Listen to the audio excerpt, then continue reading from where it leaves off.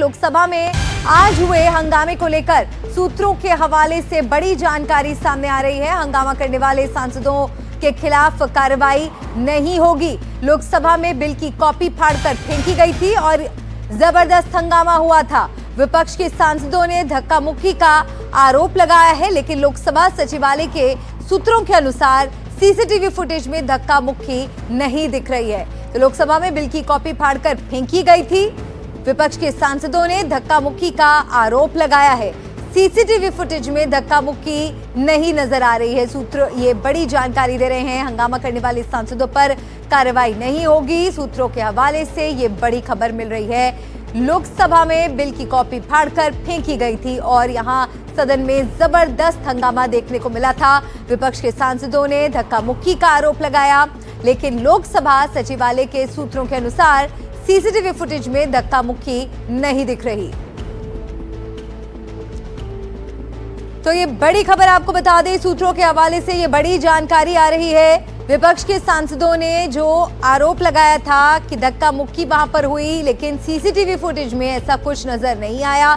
सूत्र ये जानकारी दे रहे हैं। मेरे सहयोगी अखिलेश हमारे साथ जुड़ गए हैं। सीधा मैं उनका रुख करूंगी। अखिलेश, और क्या जानकारी मिल रही है इस खबर पर? देखिए, ये जो घटनाक्रम 2 बजे का है, जब लोकसभा की बैठक शुरू हुई थी, तब हमने देखा था तस्वीरों में किस तरह से विपक्ष के सांसद लगातार नारेबाजी करते हुए वेल में आ गए थे और साथ ही कागज फाड़ करके भी फेंके गए थे।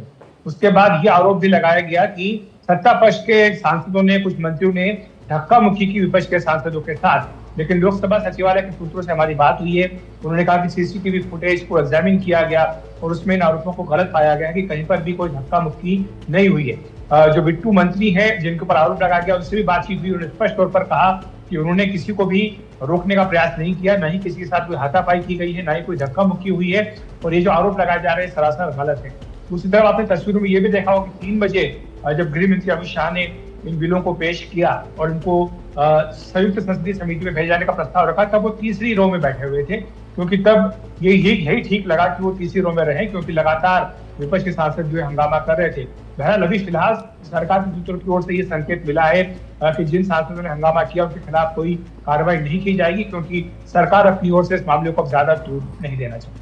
जी, बहुत शुक्रिया आपका इस पूरी जानकारी के लिए। अखिलेश शर्मा, मेरे वरिष्ठ सहयोगी, जरूरी जानकारी इस बड़ी खबर पर दे रहे थे। सीसीटीवी फुटेज में धक्का मुक्की नहीं दिख रही है।